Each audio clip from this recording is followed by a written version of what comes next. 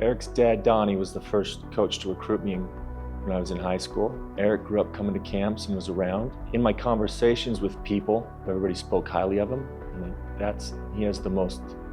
he and Chill have the most college experience, coaching experience, and I think it balanced out our staff really well to complement the guys coming from the NBA to a guy who's been in college his whole career. Like I always go to him in meetings and ask, Big 12 me, or meaning, give me your take on how it fits into the Big 12.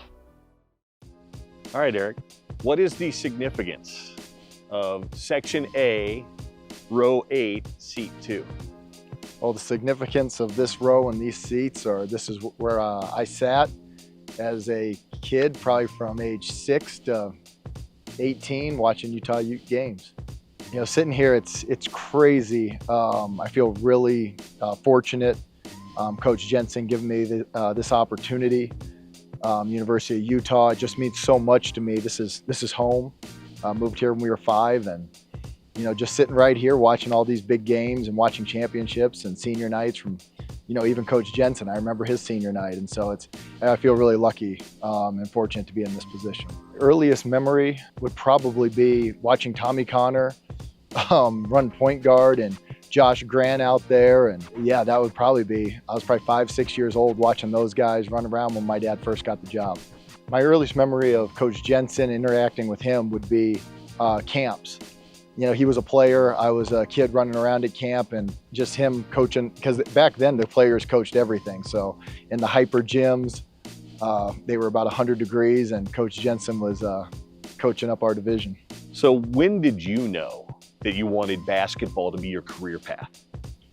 Well, when you're young, you always want to be a player, right? You want to play as long as you can, and I was lucky enough to play in high school down the road and in college, but once that ended, you don't quite know what you want to do, and I wasn't ready to sit behind a desk yet, and so I volunteered for a year with Roger Reed at Southern Utah, and it's just kind of taken off from there.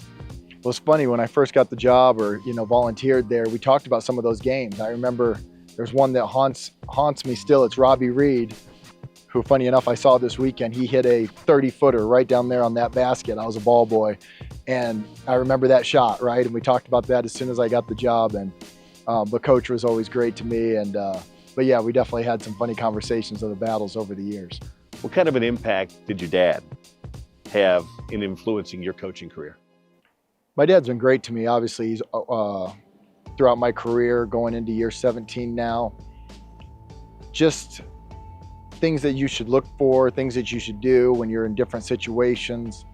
Really off the court too, recruiting situations, or there's a coach, something to deal with another coach from another school. He's just always given me great advice about how to do things the right way. There's always, it goes back and forth. Sometimes it's great, and sometimes you're tired of hearing it. Coming back to Utah, I know I'm going to hear about it a lot. I think at every turn, people are like, "Oh, your dad, I remember when you were 5 years old." And I'm like, okay, I'm 40 now. But no, I know that's part of it. And he had an unbelievable career. And I'm really lucky to be following in his footsteps, and just looking to go move on from here. What made the timing right for you to join Alex's staff here at Utah? Well, the University of Utah it's just a special place for me in general. And so when Coach Jensen called me and offered me this opportunity, it was a no-brainer for me to come here and join his staff. But Coach Jensen coming back at this time and at this stage in my career and his career, I just think it's great, right? I've been at multiple schools in the state of Utah and kind of up and down the Wasatch Front. I joke around, the state won't let me out, but this is the best place that I could be, and I'm back home, and I'm really excited to push this program forward.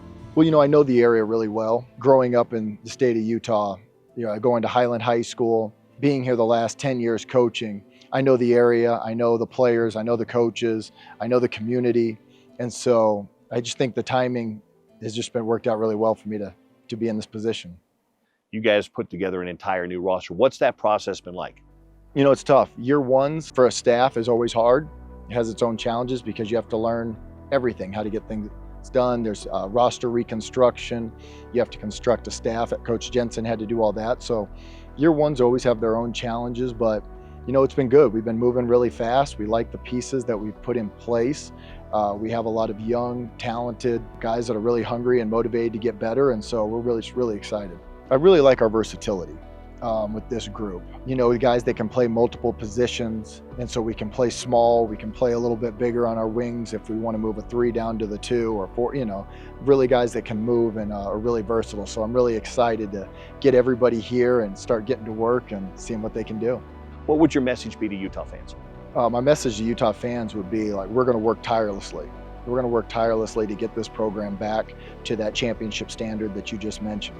I sat right here in these seats and watched guys cut down nets. Andre Miller, Coach Jensen, Keith Van Horn, year after year after year, all throughout the 90s. And, you know, we just couldn't be more excited, and I can't wait to just help do my part and push this program forward.